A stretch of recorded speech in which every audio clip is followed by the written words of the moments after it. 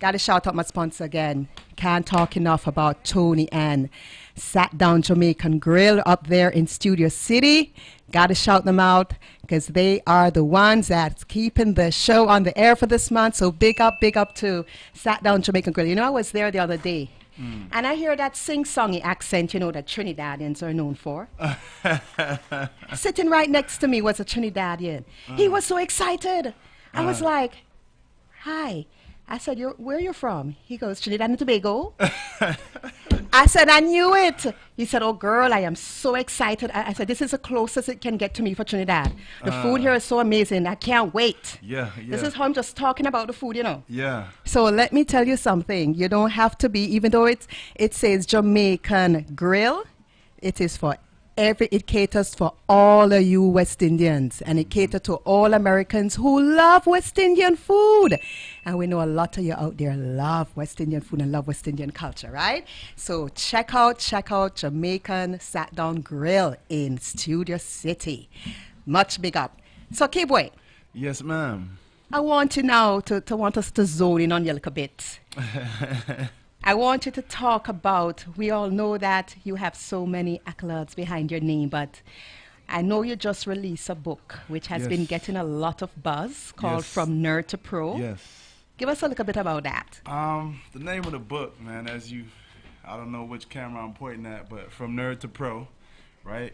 It talks about me going from a more introverted, academically inclined kid to a championship-winning professional basketball player. I'll show y'all my championship ring right here too. Hey, we're gonna get you a little bling in here. Show off. I mean, so I run my own nonprofit foundation called Dream Chaser International, and we pretty much we provide tutoring, mentoring, and financial aid for kids that are doing well academically and in some type of discipline.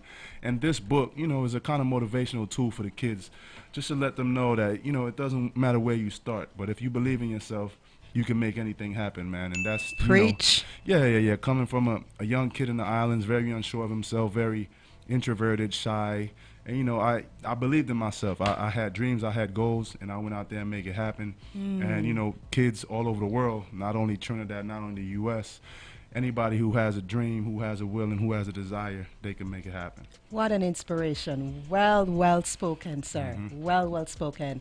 And not only that, I know you mentioned your nonprofit organization. It's called Dream Chaser International. Dream Chaser International.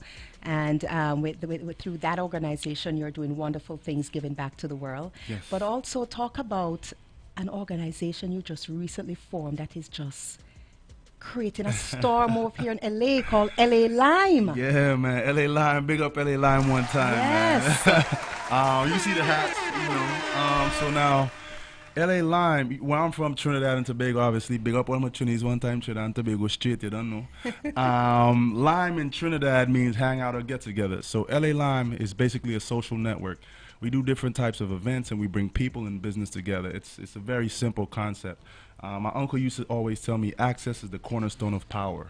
Say that again. Access is the cornerstone of power. Powerful. Now, if you have a strong network, you have access to a lot of things. If your network is weak, it's hard to get stuff done. So, we launched LA Lime almost a year ago. We're going to have our 1-year anniversary coming up soon. Wow. And it just kind of went crazy, man. Now we have an apparel division. We have an event planning division. But at the core, it's just a social network, man, trying to bring people in business together to do dope things. I love it. Yeah. I love that. Beautiful concept. And to just do it full island style. Yeah, man. Yeah, I mean, we include everybody, but at the, I'm Trini. Yes. So it's innately Caribbean. But I mean, you always win with inclusion, not with segregation. Of course. So it's welcome to everyone, irrespective of where you are. Love that. Isn't he wonderful? So good to have you in the house, co-hosted with me. Yes. This is what my show is about. It's really not just forefronting the amazing, diversified music out of the beautiful Caribbean, but also showcasing the wonderful people that we have from Caribbean soil that are doing great things here in the world. And I'm a proud West Indian. Everybody know that, core to the bone. I'm proud of my people. Straight. I love my people. I love my music. And I know there are a lot of people around the world that love us Definitely. So this is all about sharing the whole vibe with you all. Yes. So really, really appreciate you coming by. Man, man. It's my pleasure. Yes, man. Yes, man. So listen now, we're gonna have to bring some more music, and I know you have a song, and we're gonna come to your song choice in just a moment. But before we go to that, I want to lick a song. Another chutney song called Indian Gal, and I'm sure you've heard this one because it's a combo with Drupa T and Marshall Montano. Yep. And the title Indian Gal makes me think of, because you know in the Caribbean we're all so mixed up, right? And in Jamaica, where I'm from, we have a lot of Jamaicans mixed with Indian, and we call them coolie, affectionately.